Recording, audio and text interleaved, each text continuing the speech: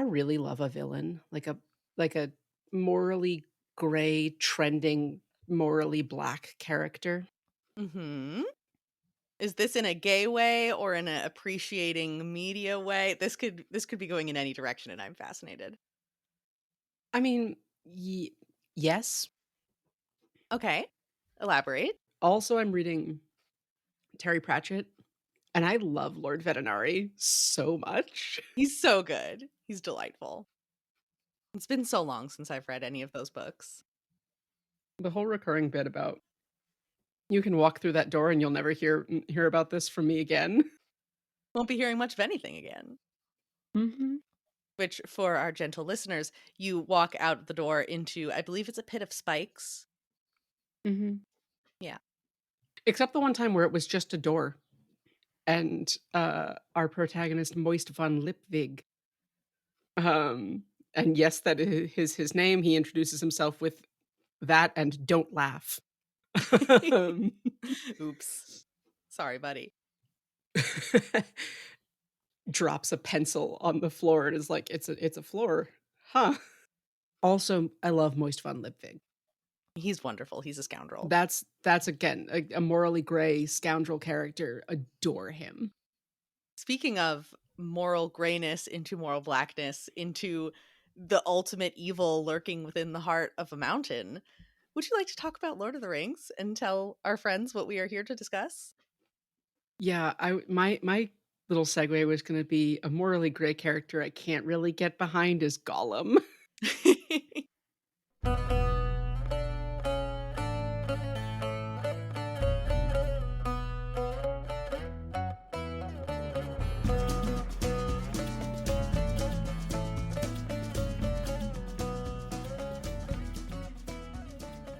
If Gollum had any kind of romance prospect, I would say so and so could get behind Gollum, but I don't really think there's an appropriate character to add for that joke.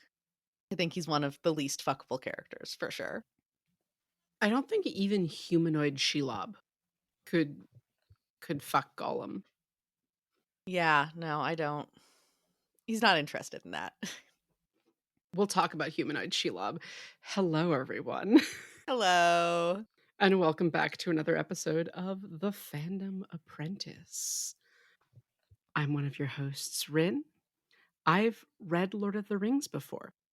I'm Sam. I'm the other one, and I have not. Although we've said before, at this point, now I've read two whole books. I mean, if you count The Hobbit, then three. So I have not read the whole series before, but I am my journey is well underway. Well, I mean, you're on the last stage of your journey. Oh my God. Yeah, sure. Whatever you say, Professor. It's close to the end. Um, Hardly. and today we're back, discussing the very end of The Two Towers, Hmm. chapter 9, Shelob's Lair, and chapter 10, I have it written down. The The choices of Master stairs. Samwise. It is Thank you. burned into my memory because we will talk about that chapter when we get to it. I was surprised when, after we had finished reading that chapter, I messaged our friend group on Discord and basically said, "Were you all just waiting, sitting on your hands, waiting for me to discover how book two ends? Because I had no fucking clue." So, yeah, we'll talk about it. Yeah. Um, do we want to just jump into it, I guess? Yeah, I think so. So, chapter 9 starts off, and the first thing the text notes is there's no difference between night and day. They're Hmm. just constantly shrouded in smoke. Yeah, that's no good. And it fucking stinks. Yeah, there's a lot of emphasis that they're just silently trekking through this awful ravine and there's a foul smell in the air, and Frodo is just too exhausted to care. Sam is trying to lighten the mood a little bit, making some witty little observations, seeing if he can engage Frodo and trying to talk about how stinky it is, but Frodo just accepts it and keeps trudging on. He is not receptive to any of Sam's overtures. These two chapters are so gay. They are. I honestly didn't think that it could get gayer after my favorite moment where Sam was watching Frodo in the moonlight and murmuring about how beautiful he is and that he loves him. It gets gayer and I love it. Were you thinking of something specific? No, just I just, had this in my notes, like, you know, you can't read these 2 chapters and come away with the idea that these 2 men, asterisk, don't love each other and that, like, Sam isn't head over heels in love with Frodo. Mhm. It's the line here is, "Sam left the tunnel side and shrank towards Frodo, and their hands met and clasped, and so together they still went on." Uh, Yay. Yeah, there's no straight explanation for that. Truly, I know that it's a popular thing to ship Sam and Frodo, and for some people it's a bit, but I don't see how anyone could read these books and not come away with the idea that they're in love. You would have to it would have to be utterly inconceivable to you that two men asterisk could be in love in order to interpret it in any other way. It's just that's what it is. It's what's on the page. What do you want? Yeah. Um, One of the other things that early in the chapter it notes, Gollum is leading them into Toruk Ungol, which is Shelob's lair, and we'll get Mhm. our direct translation of this shortly. But as they go in, it says like their sense of time almost begins to collapse in on itself. And have you ever been in total darkness inside a cave? No, thankfully I have not. Have you?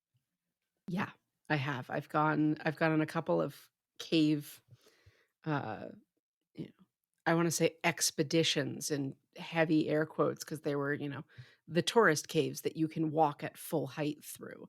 Uh, Oh, yes, I remember this. Mhm, mm, I've been in a couple of them. mhm. One in Tennessee, which was a wholly wild cultural experience. Yeah, I remember you Um, telling me about the Tennessee one. I was a little bit terrified for you that entire trip. I'm glad you came back in one piece. Honestly, it was also like 2 weeks after they'd passed some anti-trans law too. It was Mm, like, "Whoo, this is fun." Actually, I mhm. honestly can't remember whether it was 2 weeks before or 2 weeks after I left. It was not a great time. No. Um, the wedding I was there to celebrate was an excellent time. If either of those lovely people are listening to this podcast, your wedding was a delight, and I had a wonderful time, and it was really good to hang out with that group of people again. The state of Tennessee was a terrifying experience. Um, Total darkness in a cave was the question. Yeah. It's very disorienting, right? Your brain does not like that. It tries to like superimpose like the last image you saw, tries to like make sense of distance. I could put my hand, inches in front of my face and not be able to see it because there's just no light at all. Mhm. And your body does not know how to make sense of that. So like, and it's in some ways, I can see the sense of time collapsing in on itself. You're kind of unsure of whether or not it's been seconds or minutes or hours. Yeah, it's like being in space. You don't have any way to orient yourself. So, yeah, that makes sense. Mhm. The quote that I'd written down from the book was, "They walked as it were in a black vapor wrought of veritable darkness itself, that, as it was breathed, brought blindness not only to the eyes but to the mind, so that even the memory of colors and forms and of any light faded out of thought. Night always had been, and always would be, and night was all." So that's just the vibe that we're starting out this chapter with. And so basically all they can do as they're going into this mountain is feel along the walls. And eventually there's a forked path, they reach a dead end, they turn around, but there's just this increasingly ominous presence, this bad feeling that they both have, which makes a lot of sense. This place is physically sapping their strength. Mhm. It's like there's like a barrier around Mordor, um, that they have to pass through, by invitation only, perhaps, Perhaps. like entering the Lower City in Katie Roberts' Dark Olympus series. It took a second until you fully explained it. It's like, oh yeah. And I guess that also makes sense because I was thinking about, how do people live and work and have jobs in Mordor if everyone's just full of dread all the time? There has to be some special blessing or permission given to the people who are supposed to be there and to I make mean, everyone else who comes in feel bad. how do people live and work and have jobs all the time under capitalism? Mm, damn, you're right. I've got a lot of existential dread. I had a work dream last night. It's the Yeah, weekend. I should get overtime for that. you should. It's a very hostile work environment. You described it to me. Anyway, Anyway, yeah. one of the other things, again, from this early part of the chapter, we get a description of the meads of Mordor. And I had to look this up because I'm familiar with mead as the honey-based alcohol, Mhm. right? But it's also an old term for meadow, Oh, interesting. which is interesting because the description that they give us, if I find the exact quote, the meads of Morgul, it that is sort of implied to be where the foul stench is rising from. Or Mhm, no, I'm sorry. The meads of Morgul is described as having an odor of decay. And the foul odor that's currently in Toruk Ungol is something much worse, mhm. right? And I always think of meadow as like, green grass-filled fields with wildflowers, right? Not, what I am imagining is creating an odor of decay. Yeah. And that's just now thinking about meadows and my little butterfly of thought going through the meadow of my brain, as it were, is I'm thinking about the last time that I was in Shenandoah National Park. There's a big area of the park called Big Meadows, and it is a big meadow, and it's huge and beautiful, and there's baby deer frolicking through it and birds, and it's lovely. But if you ever try to go out into a meadow, it's a pretty rough environment. There's lots of very tall, pointy plants, and it's not somewhere that you can just go frolic in a long, flowy dress. It's pretty, but then you try to actually physically enter it, and it is not welcoming. So I don't think that Tolkien meant for it to be necessarily that literal, but yeah, you know what? A meadow can be a pretty unforgiving place if you try to hack your way through it. So I like the idea of the sinister meadow. No hills are alive with the sound of music bullshit here. No. Utterly unrelated, the hills that she was frolicking in the opening of Sound of Music are like 10 miles away from the city. Um, might be 10 kilometers, which is a vastly different distance. But point is, she shouldn't have been able to hear the Abbey bells out that far, Mm. and certainly not run back while they're still chiming.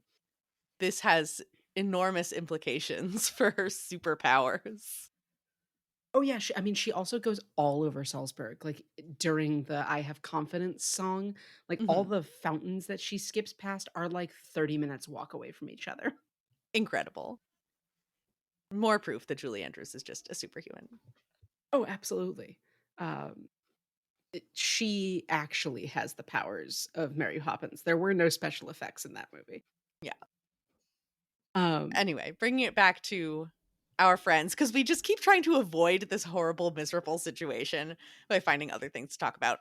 But they are feeling something closing in on them, and Sam remembers Galadriel giving Frodo the vial of light and tells him to reach for it. And I, when he had first gotten this vial, had said, it seems like kind of a stupid gift. And I'm sure there would be some big, exciting use for it later on in the story, and it was big and exciting and good and gets better. But this is where I now have to eat my words that, yeah, okay, it's pretty good.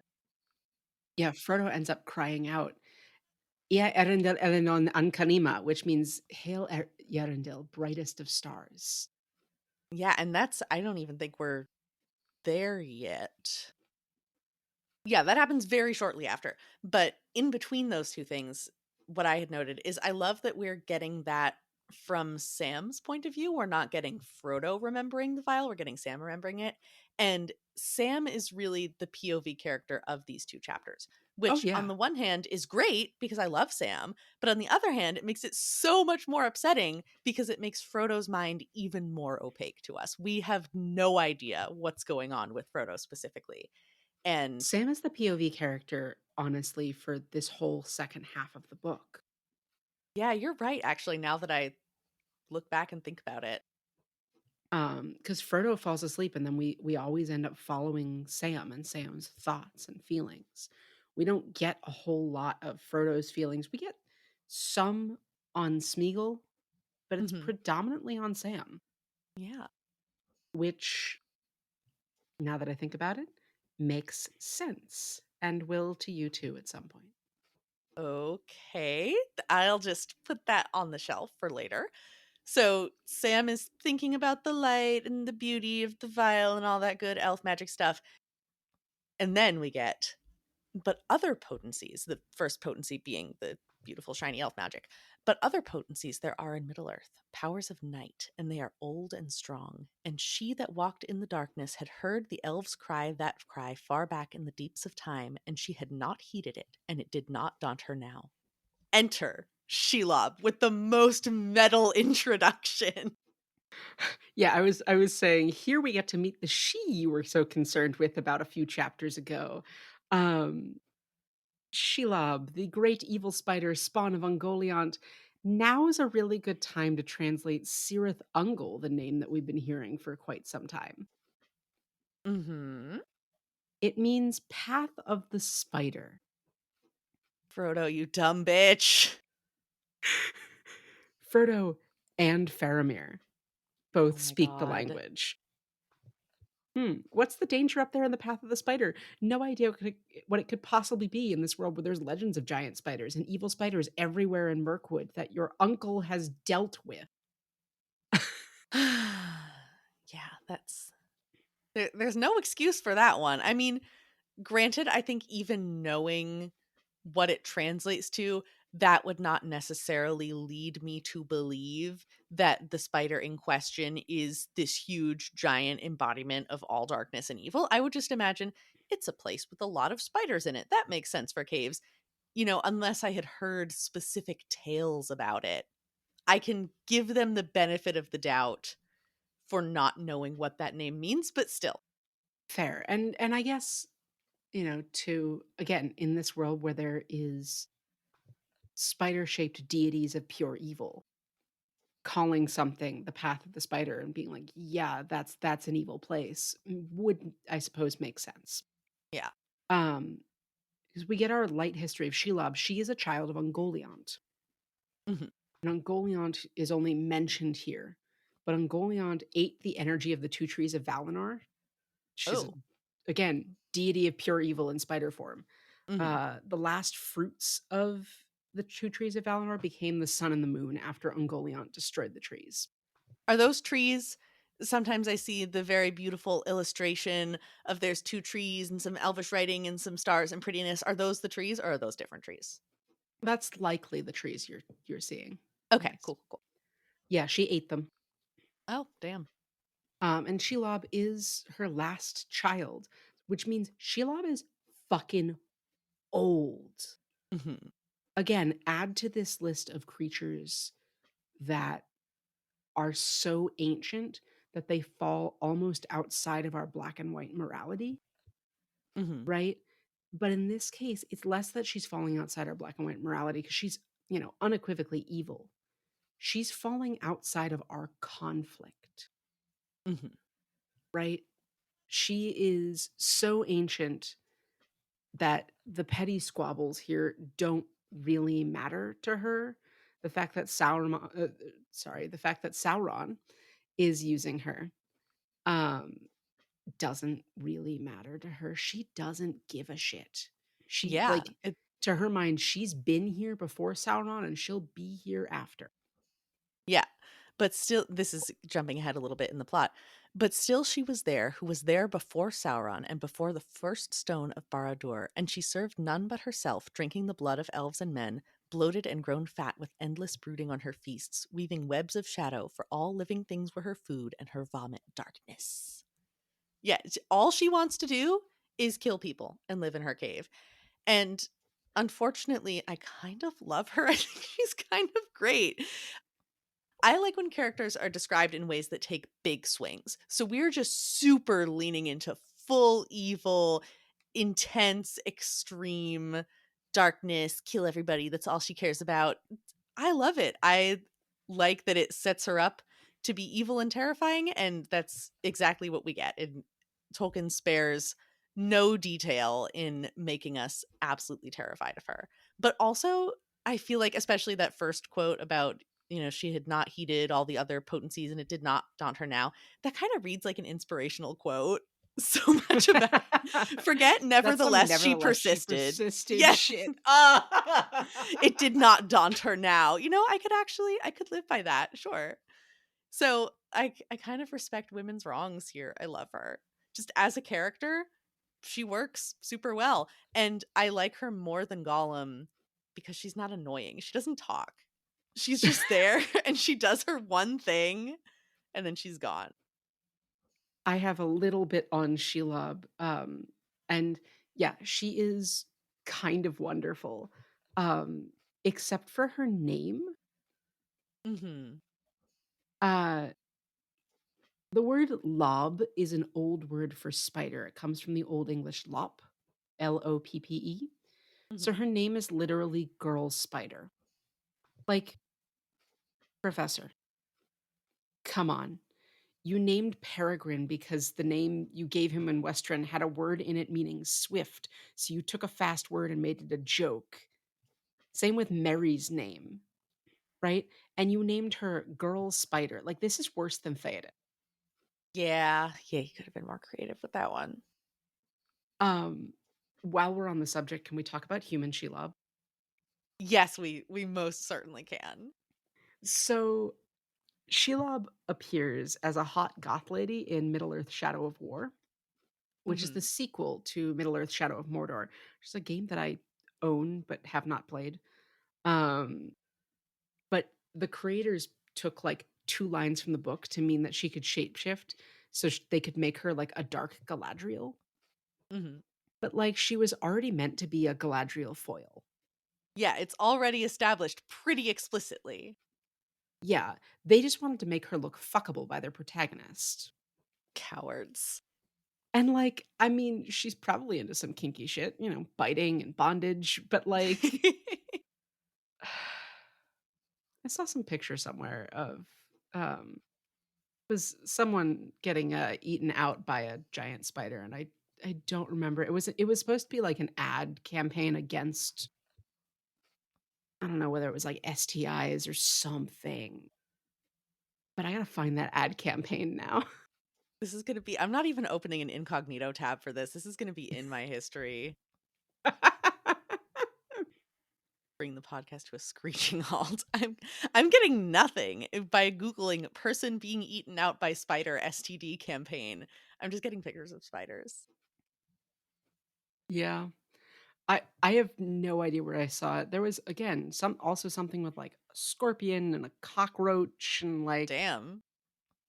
I you yeah, but you don't need to have her be human shaped fuckable. There are plenty of people out there who will be into some weird and fucked up shit. Not us. we're we're weird. We're not that weird. I think we would both draw the line at just a spider. I have gone on record on this podcast about being spider averse. Mhm. Yeah, and I did see the picture of Hot Goth Shelob, and I was disappointed because, like I just said about her description in the book, she's really extreme. She's interesting. She's creative, except for her name. And then in the game, she's just a lady with black hair and a black dress. That's also how I feel about Mistra from Baldur's Gate. I feel like she should have a more interesting design, but she's just a lady with straight hair that's down and some earrings. Oh, and Mizora too. Yeah. All the like powerful ladies. And it's like, you just gave her boobs and a deep V-neck. Get more creative people. Let them be monsters.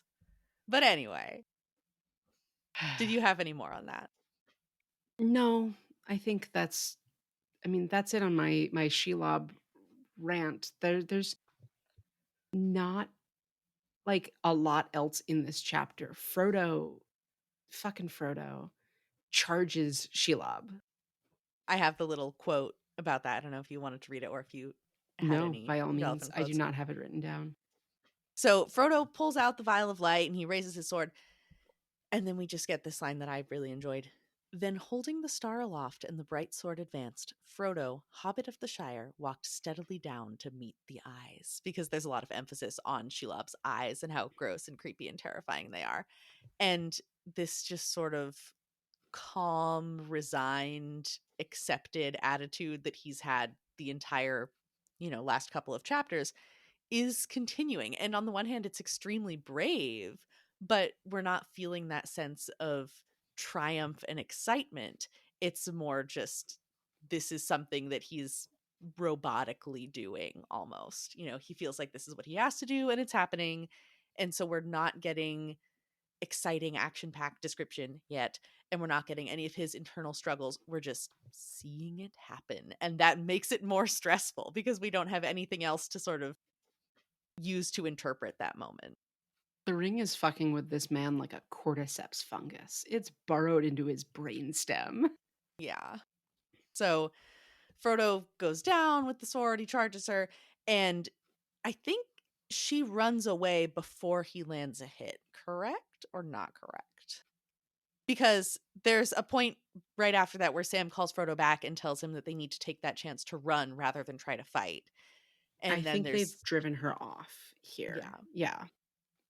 And so then there's some badass slicing through cobwebs because, of course, it's full of cobwebs. And then we get the line that I read earlier about how she was still there, who was there before Sauron, et cetera, et cetera.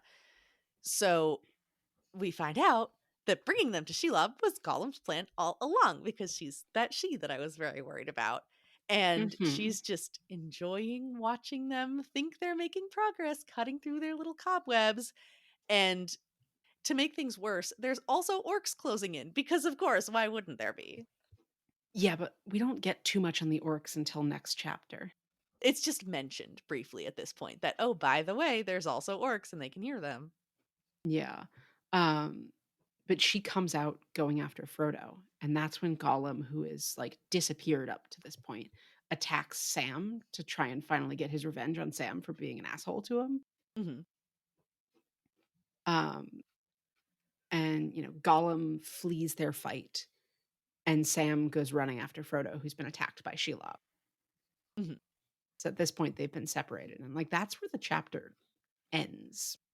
Yeah, and I think that if it's not outright stated, it's implied that Gollum going after Sam was a tactic to separate them and to get Sam away from Frodo so Shelob could get him easier. And then in my notes, I just wrote in all caps, fuck, new line. Next chapter, new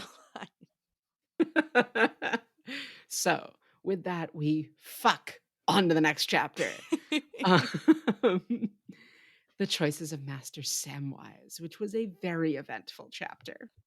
We both cried because in our grand tradition that I have forced upon you, I had you read me this last chapter when we were hanging out at your apartment, and it was rough. It We had a little bit of time between reading it and recording, and honestly, I mean, we both just had busy life stuff, but also just emotionally, I feel like I needed time to process the chapter before I was ready to talk about it because a lot happened. Yeah. Um, Again, Tolkien comes in with this very Chaucerian feeling title. Mhm.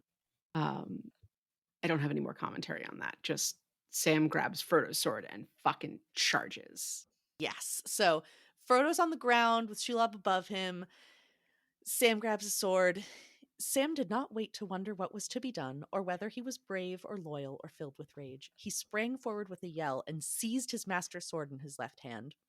Then he charged. No onslaught more fierce was ever seen in the savage world of beasts, where some desperate small creature armed with little teeth alone will spring upon a tower of horn and hide that stands above its fallen mate. There's a lot to unpack there. And then another quick little note just to append to that, to add to our unpacking. A fury was upon her, her being Shelob, greater than any she had known in her countless years. Sam is fucking shit up. All for Frodo, because Frodo has fallen. Because Tolkien has acknowledged that Frodo and Sam are mates. Yep. Just, it doesn't get more explicit than that. I'm sorry. And you can't even pass it off as the whole, well, he's British and British people call their friends mate. No, if you're talking about animals and their mates, that only means one thing. Words mean things. So I don't know what anyone else wants if they Listen are up, trying to say this philology. isn't Yeah, gay. the Like, philology professor who cares very deeply about what words mean. mhm. Uh, the philology professor's saying they're fucking. Yeah, that's it. It's confirmed. I would say I'm sorry, but I'm not sorry at all. I'm delighted. Um, Also, just to show how fucking giant she is, it says that Sam sprang under her legs and thrust up towards her head. So she's at the very least clearing this hobbit's head. Mhm. And like, yeah, there's a lot of spiders that have like very long legs and sort of a narrow body. Um, but even so, that's really fucking big. Yeah, I'm also just imagining her because of how grotesquely she's described. I'm also someone who's not scared of spiders. I like them quite a lot, but especially with Ugh. the extreme way that she's described, I also like to envision that we're getting this picture of her as a spider because it's the closest thing that we can use to make sense of how she looks. But I like to imagine that she is just this totally other terrifying being. So she could have her spider-like qualities and also some unknown eldritch horrors that are just beyond our comprehension. Yeah, I mean, particularly because she's intensely armored and knobbly. Yeah, and that's typical. And she has sacks of goo, which are also not really a typical arachnid feature. But Um, yeah, yeah. and that armor and the knobbliness is mentioned because, unlike Smog, which who Tolkien references here, that Mhm. Smog had an unarmored spot under his belly that Bard the Guardsman could shoot into. Not so much here. I loved that callback. Yeah. He says it wouldn't matter if Beren or Turin was wielding the sword. Um, and brief tangent, but we've talked about this before where he drops names like we're supposed to know them. Yes. And I was thinking about this a bit more, right? Because Tolkien has stated that his quest was to create a mythology for England. Mhm. And while he ended up creating a whole legendarium, here he's writing one text, right? And even though he had written other texts, this is what the audience has available to them when this is published. And in some of the sagas and the Eddas, we have references to other people's writing, other characters that appear nowhere else, but clearly the reader was meant to understand. Mhm. So, like, for example, in the Skuldinga saga, which deals with the Danish Skulding dynasty, we only have a summary written in Latin. We don't have a primary source. But the Skuldings feature heavily in Beowulf, but we don't have their story. They're just who they are in someone else's story. Mhm. And so this kind of feels like who Turin is or who Glorfindel is, right? We now have writings about their deeds, but the readers, when this was published, wouldn't have. Yeah. It's just sort of meant to be understood that they're great heroes who you can't quite understand here. So Tolkien is just weaving in heh, spider pun, heh, weaving, uh, myth references to lost stories that makes this more of like a piece of epic writing, a national epic or national myth that he's aiming for. Mhm.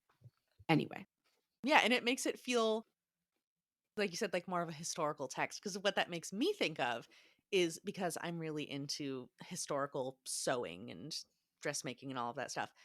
There's a lot of, especially around the Victorian period, is where there started to be a lot of sewing manuals that were mass produced and printed, and we have a million copies of them, and they're a really interesting source to look at for how people made clothes.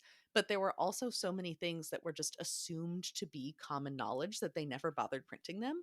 So you'll have all of these really detailed instructions, and then it will say, finish the hem in the typical fashion, in the typical way, do X, Y, and Z. And now we're just here in 2024 going, what was the typical fashion?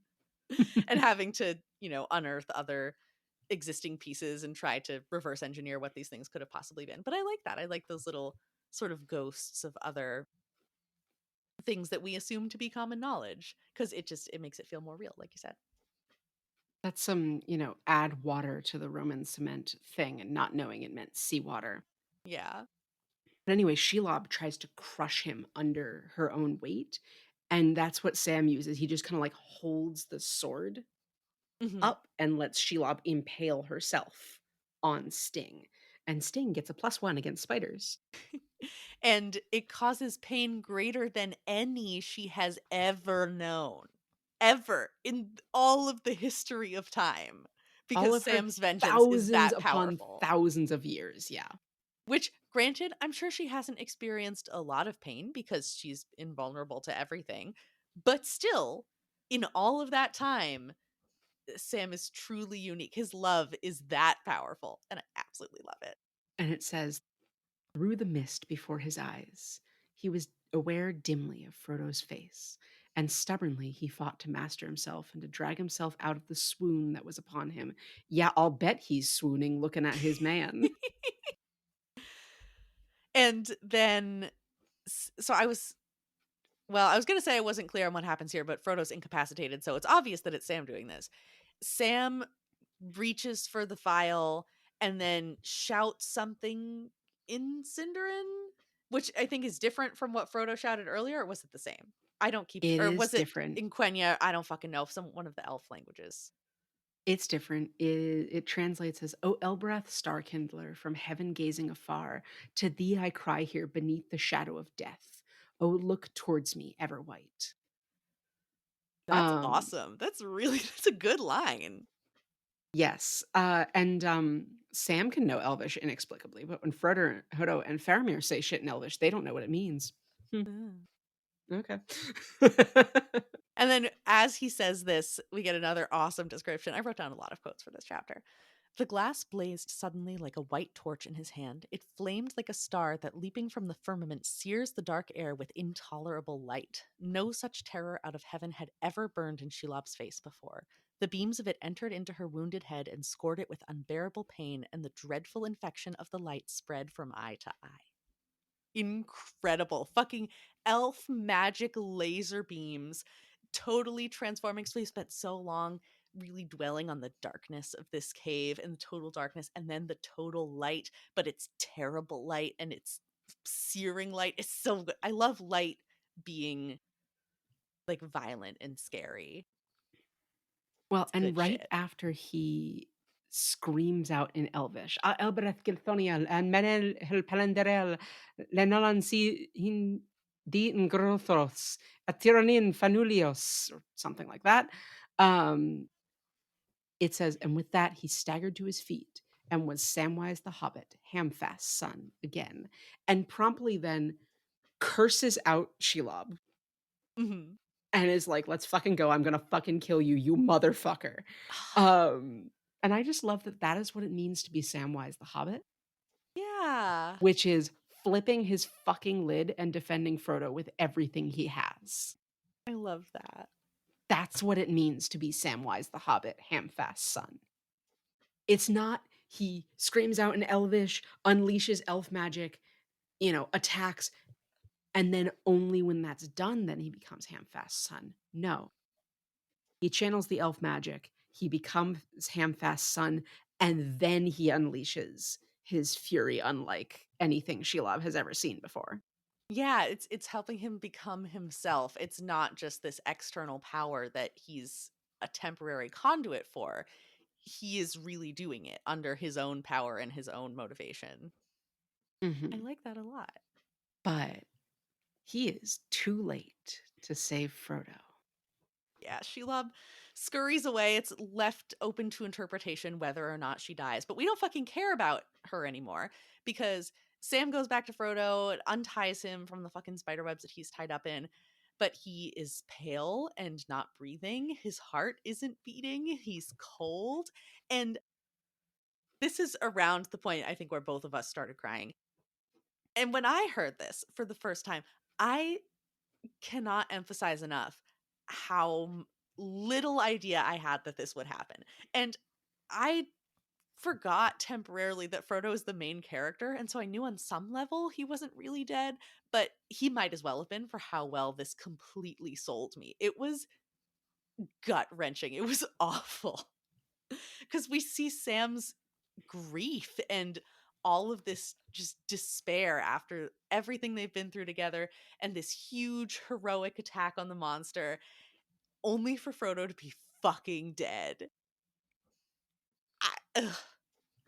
And this was the part where I was telling our friends, like, were you all just waiting for me to discover that Frodo fucking dies? And I didn't know. Frodo, Mr. Frodo, he called. Don't leave me here alone. It's your Sam calling. Don't go where I can't follow. Wake up, Mr. Frodo. Oh, wake up, Frodo, me dear, wake up. Yeah, and Uh huh. this is the part where this whole section is what made me feel like this chapter was going to be hard to talk about because it really affected me deeply. I think for a lot of reasons, but just on a very literal level, my name is also Sam. So I just naturally identify very deeply with Sam, and it was very easy for me to put myself in his shoes. And those feelings are just too big and too scary and described too well. And it's deeply uncomfortable. I'm someone who's very comfortable with the idea of a good death, a peaceful death, that I will die, everyone I love will die, the dead bodies are not scary, whatever. I can talk a big game about all that. That's great. I can be death positive. But this terrifying, violent, unexpected death of someone that we have just spent a lot of time reminding the audience how much he loves, I can't fucking do that. No, thank you. Do you think Tolkien purposefully spent all that time reminding the audience of how much he is loved? Of course, Catherine.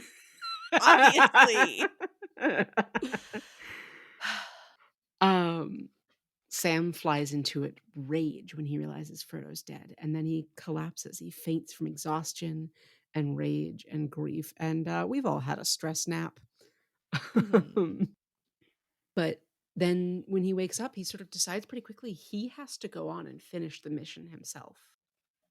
And he waffles about it for a little bit. Like, he wants to hunt down and kill Gollum. He's not sure he's worthy. He says the ring was given to Frodo, and then he goes, "Me take the ring from him? The council gave it to him." But the answer came at once. "And the council gave him companions so that the errand should not fail. And you are the last of all the company. The errand must not fail." "I wish I wasn't the last," he groaned. "I wish old Gandalf was here or somebody. Why am I left all alone to make up my mind? I'm sure to go wrong.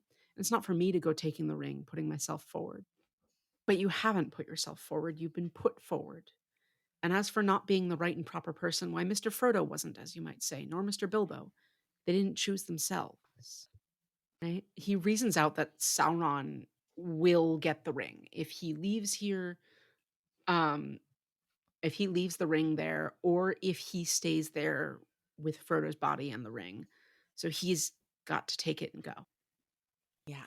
And this is what I feel like up to this point, who's to say what horrors await me in Return of the King, given how I didn't fucking know about this? Ugh. So, who's to say? Maybe this is laughable because there's some other thing that I don't know about. But up until this point, this is Sam making his version of the ultimate sacrifice for the quest, which is leaving Frodo.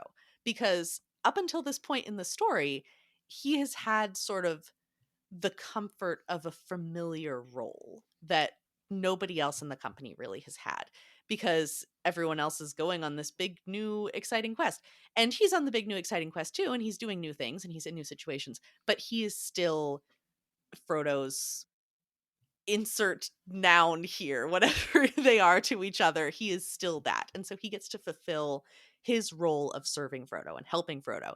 And if they're doing it in a different situation, that's fine. He just keeps doing the same stuff he's always been doing. But now, the thing that is really giving him the most pause beyond just feeling unworthy of the ring is that he doesn't want to leave Frodo, because that's his purpose, that's his nature, that's everything that he's built his life around. And to give that up and to leave Frodo alone in the darkness is the biggest sacrifice that he could possibly make. And he's choosing that, and he's choosing to take on the burden of the ring, which is just absolutely massive. And this is the most directly he has involved himself with this whole grand mission up to this point. And it's really sad, but it's also really brave. And it was really beautiful. And he's having this whole conversation out loud with Frodo. And he's arranging Frodo's body and talking to him and saying that he'll need to borrow some more of his things. And also, I was crying more right around here. Oh, and I have in my notes, I didn't even want to write down quotes because it's too sad. But saying, like, is it okay if I borrow this from you? And I'm also going to need that. And I'm going to need these things as he's taking them off of Frodo's body. Yeah, it was rough, but it was also such a big moment for him. Yeah, he does, apologize to Frodo. Forgive your Sam. He'll come back to the spot when the job's done if he manages it. Then he'll not leave you again. Um, I love the tenderness and time we see given to the fallen. Hmm. Boromir got it, even though there was the time crunch. Frodo's getting it, even with the time crunch. We didn't see Gandalf getting it. And I'm not gonna, I don't necessarily want to like critique Tolkien's writing because that's not really what we're here for. But I do kind of wish we'd been left with the impression that Frodo was dead past the end of this chapter. Yeah, I think that would have been really effective. I think it would have been really effective, particularly when you think about this. Like, we didn't linger all that. Like, we did linger a little bit on Gandalf's death. We had the beginning of that chapter following his death where it says that they fled out of Moria, and then when they finally could, they stopped and fell to the ground and wept, right? Hmm. So they did end up spending the time on Gandalf's death, but it wasn't directly following the death in the way that it has been here with Boromir and now with Frodo. Hmm. And that parallel suggests to us, right, that then we've seen Gandalf return. We haven't seen Boromir return. We're unlikely to see Frodo return. Hmm. But now we've had Gandalf return to life, and now we're gonna have Frodo returning to life, but within the space of the chapter. Yeah, I think that it would have been really effective if we hadn't seen. Well, we still don't see Frodo come back, but get confirmation that he's alive. Because especially thinking about as these books were coming out, if you've just gone to your local bookseller and gotten your copy of The Two Towers, now you just have to wait for Return of the King to come out and have all Uh-huh. that time just in the early fandom just to stew. If they had message boards back in the olden days, it would have just been popping off. Nail to ye olde Oxford message board. A Professor literal Tolkien, what the board. fuck? Professor Tolkien, I would like to have words. Yeah. I was really happy when I got that confirmation that Frodo was still alive, but yeah, I think for the purposes of the drama, I'll share in your critique. I think that it would have been good to have it be a little bit different. But I mean, it still absolutely destroyed my heart. So it still worked. Yeah, and this chapter is so in depth and so many things happen. It does feel like a good length of time. Yeah. Um, but Oh, and anyway, then there was Sam. oh, Mhm. you go. You go. I I think was we were going to say about to say Sam the same leaves. thing. Sam leaves Well, before he leaves, he does before one he very leaves. important thing, which is he has to physically take the ring. So there's all of this, talking about doing it, and then he takes the thing off of Frodo's neck, and then he kisses Frodo's forehead, of course, because they're in love. And then after the ring is removed, no change came over the still face. And by that, more than by all other tokens, Sam was convinced at last that Frodo had died and laid aside the quest. Because Uh-huh. being separated from the ring has no effect on him, he is truly out of the game. Mhm. Yeah. Yeah. So he physically takes the ring upon himself, and it weighs him down literally and figuratively. He kind of slumps down to the ground, but then he is able to get out of the cave. The ring is attempting to be found by someone that will take it back to its master, its true master. Mhm. Now, um, but Sam takes the ring and he leaves, and he's still questioning himself as he goes into the tunnel, or as he leaves the tunnel and goes into the cleft. And that's when he hears orc voices in front of and behind him, Mhm. and decides he has only one choice, and he puts on the ring. He doesn't even think, he just does it, which is extra scary because it's not like he's had time to get used to it or anything. It's already starting to exert a little bit of control over his will. We had a really good description of like what it does and what the world looks like with the ring on, which I didn't write down any quotes from, but it's very interesting to see the ethereal shift now that he's seeing the world through. Yeah, I wrote down a long quote, but just to sort of paraphrase what we're seeing, it's like he's in this gray, hazy world alone, and that the ring is the only thing that exists in this weird, hazy ring world. And most things are pretty vague. His eyesight isn't great, but his hearing is good. He can definitely feel the eye looking for him. And then there's a line at the end of that. Certainly the ring had grown greatly in power as it approached the places of its forging, but one thing it did not confer, and that was courage. So he knows that he's invisible, but he feels pretty visible and he doesn't feel any braver. And Mhm. I like that putting on the ring isn't a superpower or a party trick. It's just kind of sucks and you have to trust that it's working. Yeah, pretty much. Um, and he does a little math and sort of counts how many orcs there are. There's, you know, roughly 80 of them. And immediately, as they find Frodo's body, he's like, cool. So I'm abandoning the quest and I'm going to go kill as many of these motherfuckers as I can before they kill me. Um, we also, right here, meet two orc commanders, Gorbag Yes. and Shagrat. And I would like to say right out the gate that those two are fucking. How many rats could a shag rat shag if a shag rat could shag rats? Shagrat Gorbagged himself a prize. Yeah, we said this chapter was really gay, and then Frodo died. You thought we were done? Nope, they're in love, and it's wonderful. They certainly Shagging are rat. shagging. Hmm. Shagging rat, one might say. One might. Um, anyway, um, Sam goes to intercept the orcs, but they've already scooped up Frodo's body and run off.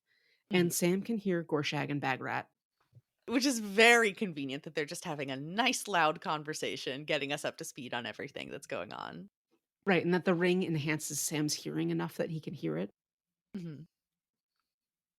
Um, so we've established with the Uruk-hai earlier that Lugbers is Barad-dûr, the Dark Tower. Mhm.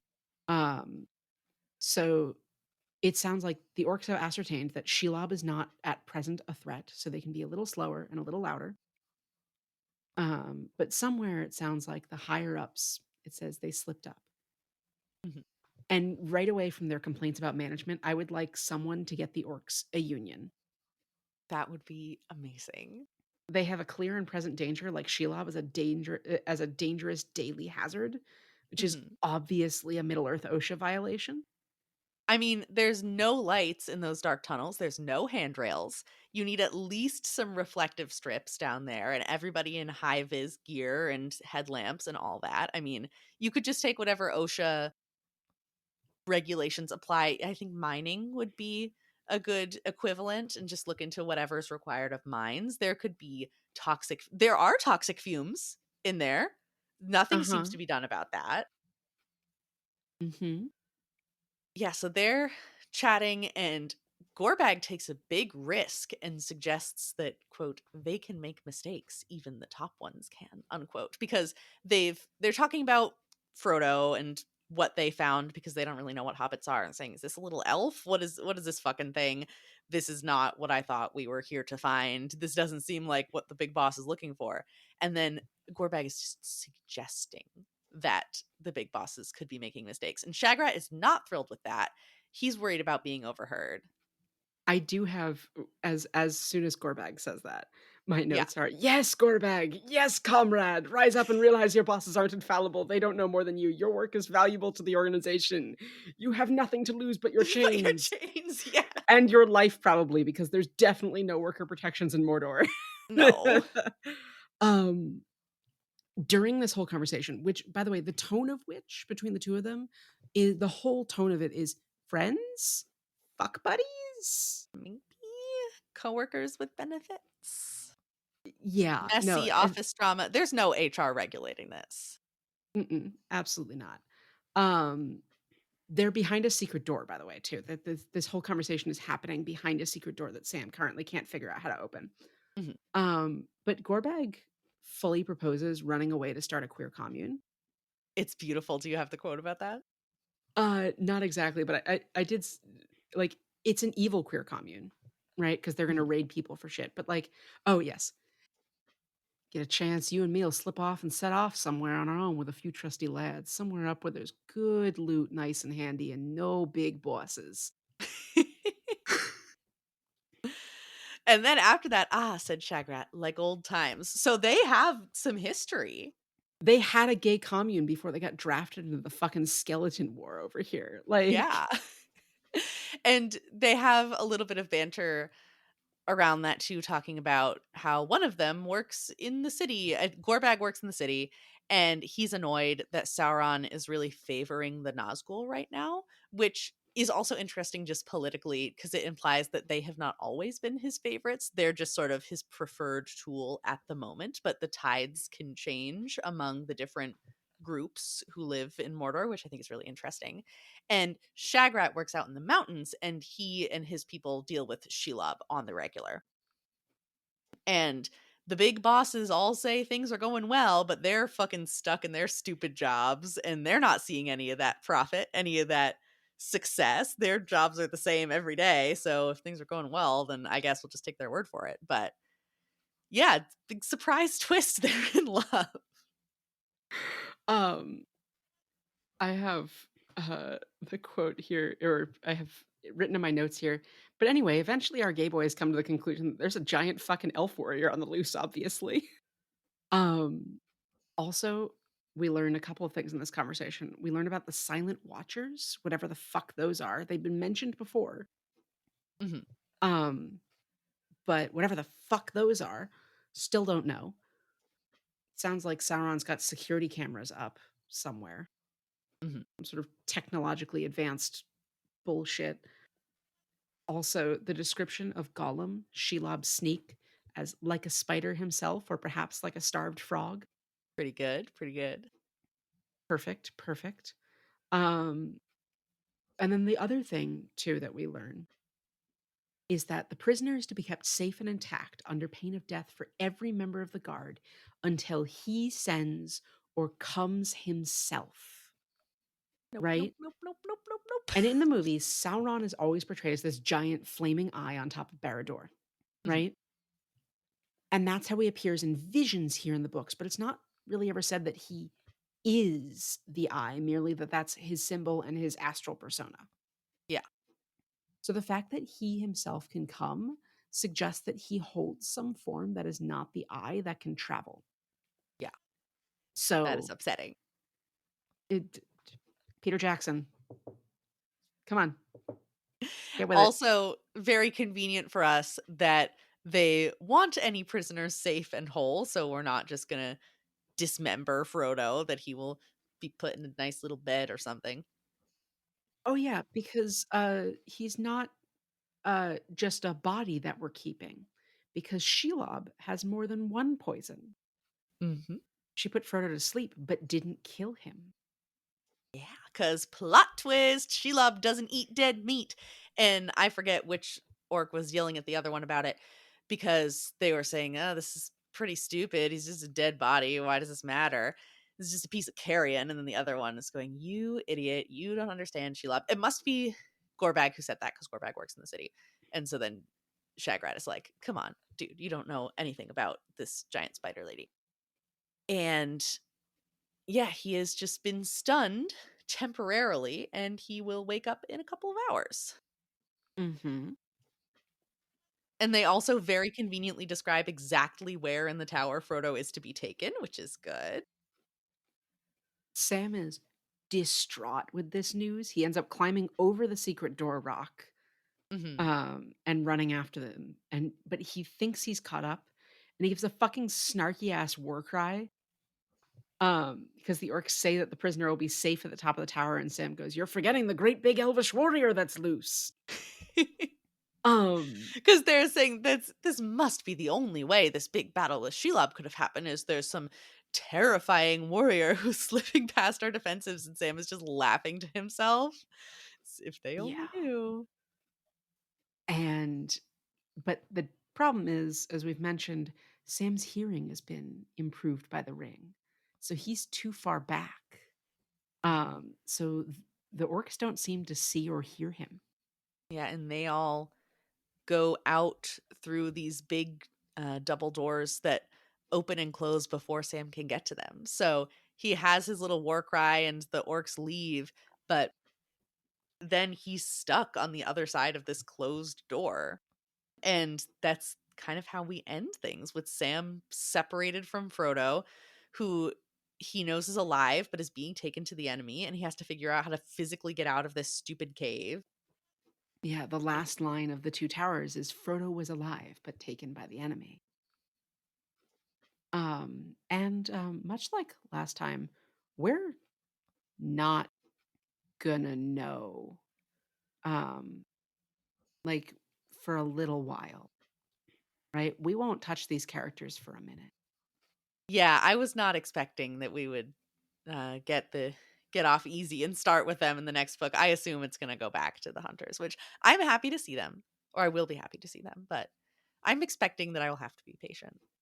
So the other option for one of our two towers here is the Tower of Cirith Ungol, right? We have Mhm. our first tower, Isengard, which fell before our party, but Cirith Ungol is still looming in the distance. Mhm. They're both holding prisoners inside, but in Isengard, Saruman is a prisoner of his own devices, Ooh. his own choices, and in Cirith Ungol, Frodo is a prisoner of the enemy. Mhm. Anyway, Sammy, how we feeling? Feeling a lot of feelings, bestie. I had one more sort of more analytical comment before I just get deep into my emotions. If any words about the emotions will even manifest, which they might not. But there was another line between Gorbag and Shagrat that was more just sort of Mordor internal politics that I really liked. Always the poor Uruks to put slips right and small things. But don't forget, the enemies don't love us any more than they love capital H him. And if they get topsides on him, we're done too. In that, the orcs are sort of victims of circumstance. They have to be aligned with Sauron because he's evil and all powerful. But they will be victims if, our party is successful and they defeat the bad guys. All of their lives and their relationships and their culture will also end. And I like that they're talking to each other about how, our enemies see us as a monolith and just totally aligned with Sauron, which we mostly are, but also not necessarily. We have our own interests. We want to go run off and start our gay commune. And I liked getting a little bit more complexity with the orcs.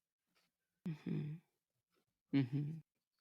I was gonna say, do we get genders on the orcs? And we probably do. Um, I think we do. Let me look. So I know we had talked about that before with the orcs getting mostly he and it, but I'm pretty sure. I'm like looking for the place where they're introduced. and I've found them, but I'm not getting like pronouns.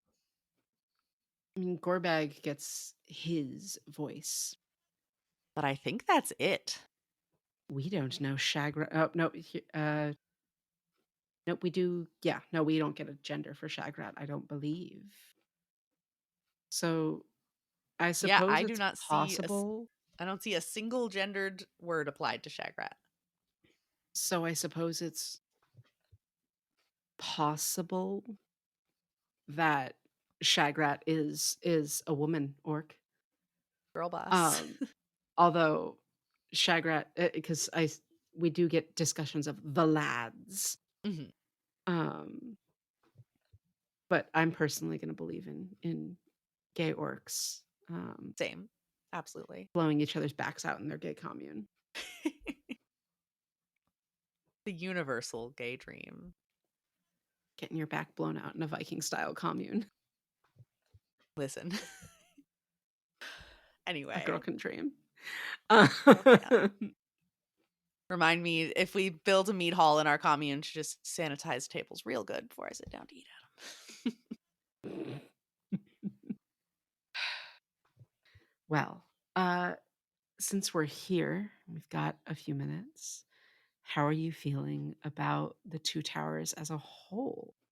It was excellent. I liked it a lot more than Fellowship. I know that I said that earlier in our discussion because just this is the middle of the much larger story. So it's when everything is getting big and climactic and exciting. But I loved it. I feel like we got so much.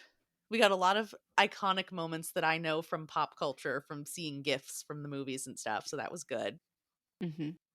We got answers to a lot of questions about, who is she? And we got some little satisfying moments where it feels like things are being resolved even as the greater tension is building up. So much gay stuff. It's a shocking amount of gay stuff, more than I could have ever, which is so good. I really didn't think it was going to be this easy. Yeah, right after we dropped our first episode, at, like, Thanksgiving or something, family Thanksgiving, I was chatting with one of my cousins and talking about, like, "Oh, started a podcast doing queer theory, quote, unquote, 'queer theory' readings of, Lord of the Rings." He was like, "Oh, is there a lot of, queer theory in Lord of the Rings?" And I was like, "Well, Yeah. a surprise. I have a surprising amount of queer theories about Lord of the Rings." Mhm. Yeah, and also just, I mean, all the characters are so good. Obviously, in our queer reading, we tend to focus a little bit on our perceived and actual on page romantic relationships, and they're delightful. But like, especially Sam and Frodo, they fucking tug at my heartstrings. And I know that it's only going to get more intense from there. And I'm sure that there will be moments between them that I cannot even imagine that are coming up in book 3. But yeah, I just really found myself being in Sam's shoes for a lot of this journey. Because I was talking to Miles about this at some point. I don't think we were talking about Lord of the Rings specifically, but I was saying that even as a kid, if I read, any kind of adventure story or exciting story, I never envisioned myself as the main character. Maybe that has some profound reflection of my self esteem or something. I think my self esteem is pretty good. But if I'm imagining myself in a story, I'm always imagining myself in the role of a supporting character or just a person who happens to be there and is not in possession of any particularly special skill or talent. They are just doing their goddamn best to try to deal with the situation. And so I deeply empathize with Sam for that reason. And also because we're both named Sam. And also just seeing the love that he has for Frodo. I like can't even talk about it without like feeling I'm on the fucking verge of tears. But I just felt it very deeply. And I really enjoyed just being moved by something to that degree in a totally sincere way. It's nice. It's good to feel things about art. How are you feeling, bestie, after this revisit? Any differences between how you feel about the end of this story or any part of the story between, when you first read it as a kid and now? I mean, obviously, there's a lot of differences between when I first read it as a kid and now. I'm doing a lot more insertion of gay things into this reading. There's a lot of insertion of gay things in this book. Uh huh. Yep. I'll let that one be in there. Anyway, If y'all could see Sam's face right now, what about my face? This is my normal face, smiling at my bestie. I'm just gonna cover up my it's little rectangle so I don't have to see myself. Only gonna see you. I've had my little face covered up the whole time. I really enjoy this revisit. It's a lovely time. Um, it's good nostalgia. It's good to now return again, as I've said, with like my academic background now. Mhm. Um, that I didn't have, when I read this several times as a kid. Um, it's fun to come back now and just be doing such a close reading. I've never done, a reading like this before, Mhm. obviously of Tolkien, but like to be honest, of most things that I read. Yeah, I mean, I feel like the only equivalent thing, unless you're somebody who's out getting a fucking PhD in some very specific area of literature, the closest thing that any of us get to something like this is just reading a book in school. And even then, even for one of my, I think it was AP Lit class, I had to do this close reading journal of a book over the summer for summer reading. Even that has the element of being homework, so it's less fun. And there just being a limit on how much you can write, how much you want to write, because it's an assignment. For this, we have infinite time and it's fun because we're doing it voluntarily. So it's its own unique experience. Hmm. And occasionally we get a little bit of the number go up disease when we get to see our download numbers and things go I up try to and be so see, good about number go up disease, but I do check. I do look. yeah, see our new countries on the map light up, new cities when people uh spread word of the podcast to their friends far and wide. It's also very fun to watch like our hometowns get, it our map is like different shades of blue. It's like gray if no one's listened to it, and then it's like light blue if like one person listened to it, and then like the more people, the darker blue, more intense blue it gets. And it's just fun that like our hometowns are so intensely, very deeply blue. Mhm. Um, just because like we spread it to a couple of friends who spread it to a couple of more in our hometowns, but it's very fun to see it spreading far and wide. Yeah, we have some really far flung ones. We just in the last couple of weeks had one in the Philippines. We had one in Ireland. I don't know anyone in either of those places. So, hello, if you're still listening. It's nice to Yeah, have you. welcome to the show. Yeah, I want to know how people are finding it just out of curiosity. I know that's a marketing question that people ask. How did you hear about this thing? We're just genuinely delighted and astonished. Belgium still holding strong. Our very first download ever. We love you, Belgium. Faithful listener every week. It's great. It's just really cool to be able to share with people. I have found one episode that I felt okay sending to a member of my family, our queer books one. I sent it to my dad and I was like, okay, this one isn't too aggressively raunchy. I feel like this one is okay if you want to listen to my show. I'll have to re-listen to that one and see if I feel okay sending that one to my family. Yeah, it's really cool. And we've now had the ability to use the show as a jumping off point to talk about Lord of the Rings with other people. I have made new friends out in the world. I met somebody while I was at work and I was talking to them about, the podcast and it's like, do you like fantasy? Do you like Lord of the Rings? And they just made eye contact with me and pulled up their sleeve and showed me their Lorien leaf tattoo on their arm. If you're listening, hi. Um it's great. It's been a good way for us to connect with our friends and meet new people. It's a really fun thing to be able to do. It's very fun. One of my coworkers has, spotted me, who works in a different lab, spotted me from across the lab, walked over, showed me their phone where they were actively playing an episode of the podcast, you know, walked away, and I see them laughing at like clearly something we'd said. It's a good feeling. It's a good feeling to like, get texts from our friends. We have a group chat with it's the two of us and one of our other friends, and Mhm. they'll just like ramble about things we've said, and it's very fun. You're like, "You made a biblical reference. Here's more context." And we go, "Yes, thank you."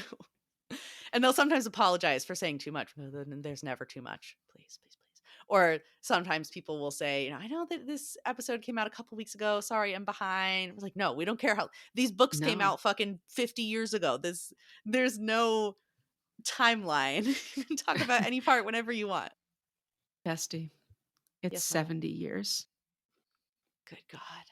Well, because I know The Hobbit was roughly 75.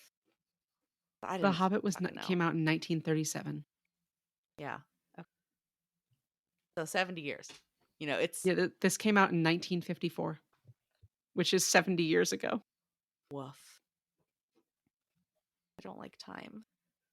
I was going to say something beautiful and mushy about friendship, and now I'm just upset thinking about the passage of time. Well, as time continues to pass, if you're really enjoying what you're hearing, we, very much love the group chats and people directing things directed us. We'd also very much love to see, people's commentary in the open. If folks would like to post stuff on our social media, like make comments on our Instagram and let the conversation run wild, like by all means, please. I can post more stuff on our Tumblr because that's definitely one of the places that long form essays still work. Mhm. In the comments of our YouTube channel, um, wherever you like, because then other listeners can talk about it too with you. Anything else to comment on these first 2/3 of Lord of the Rings, Sammy?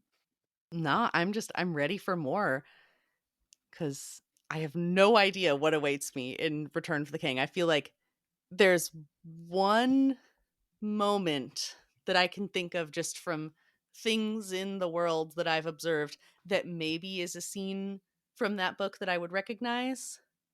But other than that, I have no fucking clue what's going to be in this book. So it's all surprising. What is the moment? It's the one where there's some lady and she's riding on a horse and there's some battle and a guy's like, "No man can defeat me," or whatever. And then she pulls off a helmet. She's like, "I am no man," and then like does some awesome thing. I think that might happen in Return of the Kings. It hasn't happened yet. Or maybe that's not from Lord of the Rings at all. I don't know. That's all I got. You're sitting up a little straighter. You're doing a mischievous little face. A mischievous little wiggle. Um, well, until we come back next time, we'll have a couple of bonus episodes as we tend to break things up. Um, but until we come back with more Lord of the Rings content to revisit our hunters and discover what comes of Peregrine Took looking in the Palantir, exactly how disgusting a tomato can be eaten, Oh, disgustingly a tomato can be eaten. That's a movie thing. Um, okay. until we return to see Sam unleashing vicious fury for his captured mate, until Gorbag Shagrat again. How many bags could a Gorbag shag if a Gorbag could shag rat? I think we're losing the plot a little bit, bestie. We definitely are. Go Um, follow our social media, download episodes, leave us a 5-star review. That's another number go up. I've been seeing more 5-star reviews. I think we have only 5-star reviews, which is so kind and wonderful, and we appreciate that.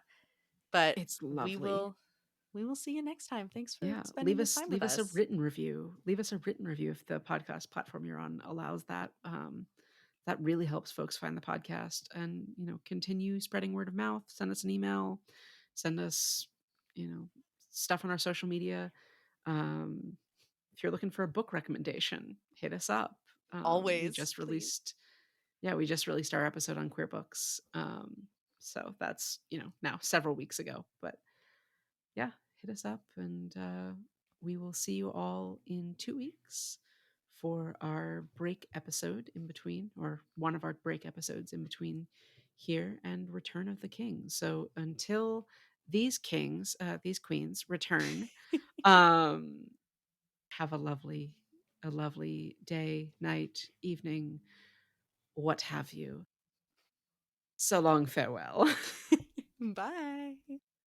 The Phantom Apprentice is produced and edited by Ryn and Sam. Our music was composed and performed by James, and our art is by Casey Turgeon.